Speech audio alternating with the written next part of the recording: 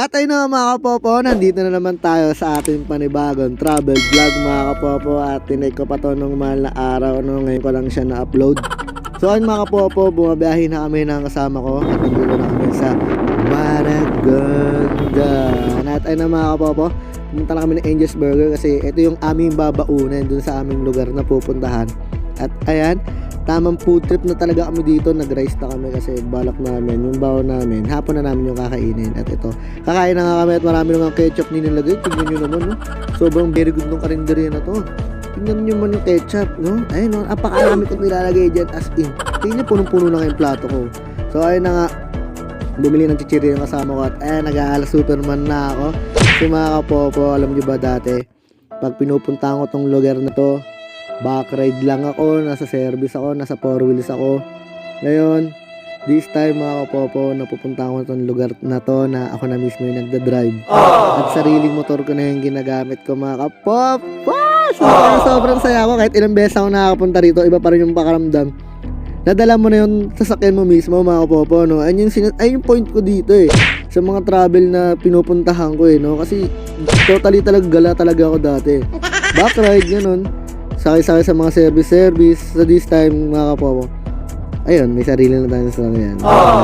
Yes! Ay mga kapopo, patuloy para kami bumabiyahe at dinadama namin ang masarap na simoy ng hangin dito mga kapopo. At ayan, nandito na kami sa Cavyang Tunnel mga kapopo. Sobrang daming tao yan mga kapopo. Pero syempre, hindi kami mapabawat kung picture ka mo dyan kahit na maraming dumadaan. Kasi dito mga kapopo, pag alam niyo naman magpipicture ka, hindi kami naguguloy. At shoutout kay Leonard sa aking kasama. Solid na photographer ng tropa at sumasagot niyan. Member niya ng UPAM mga kapopo. At ngayon mga kapopo, sumisigo kami rito. At kakain ko kami.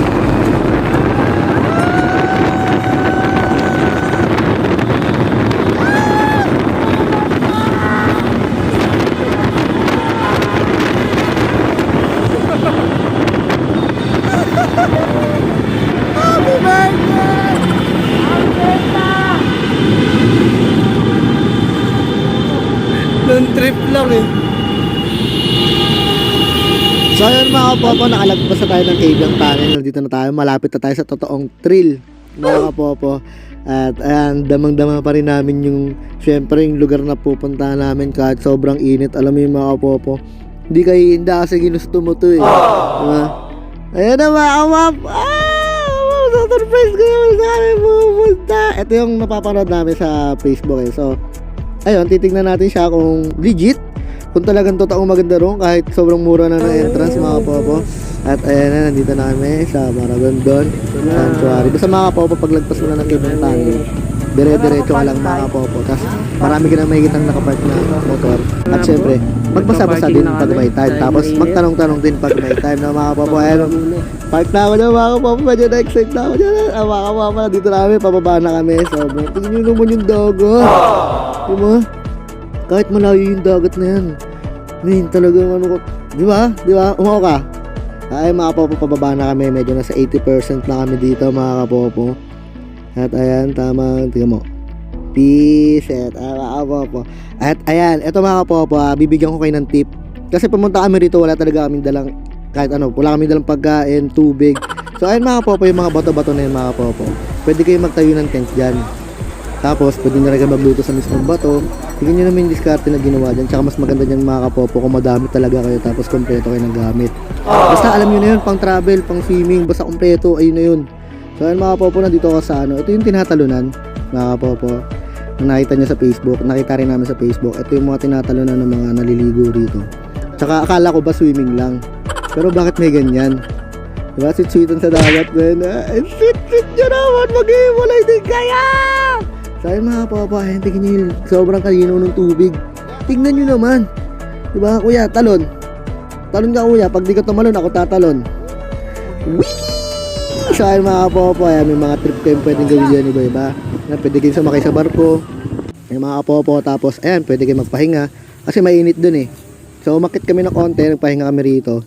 Tapos syempre gusto mo magpahinga, pero alam mo magpapahinga ka, pero makakita ka ng mga ganyan, diba? Tapos meron pa ulit sa kabila. So, diba? Ang sarap magpahinga dyan. Ang sarap magpahinga. Sarap, alam mo yun? Papahinga ka, tapos may kumakain sa likod mo, di ba? Kaya mo na lang yan. Pero mga kapopo, sobrang solid ng lugar na to. Maragondon Sanctuary. Paglagpas lang yan ng Cabiang Taning. Cabiang Tunnel, mga kapopo. Basta pagkagaling ka ng ng Naik. Pero pagkagaling ka ng Batangas, bago siya mag-Cabiang Tunnel. So, yun mga kapopo. Another vlog, another travel vlog, no mga kapopo. So, tuloy-tuloy na tayo sa pagta-travel. So, ayun. Entrance fee, 10 pesos. Entrance, 20 pesos. Parking, sa parking area, 10 pesos. So, 30 pesos lang. Tapos, gasolina, 100 pesos. Di, may 130 ka na. So, kumonsumo lang ako ng 230. Diba?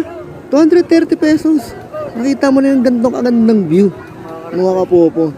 So, ano sinasabi nila? Pagka gumagala ka, marami kang pera, hindi. Pag madiskarte ka, makakagala ka. Pag may diskarte ka, mapupunta mo yung lugar na gusto mo. So yun mga kapopo, samahan nyo ako. Iibutin natin ang buong Cavite. Ay!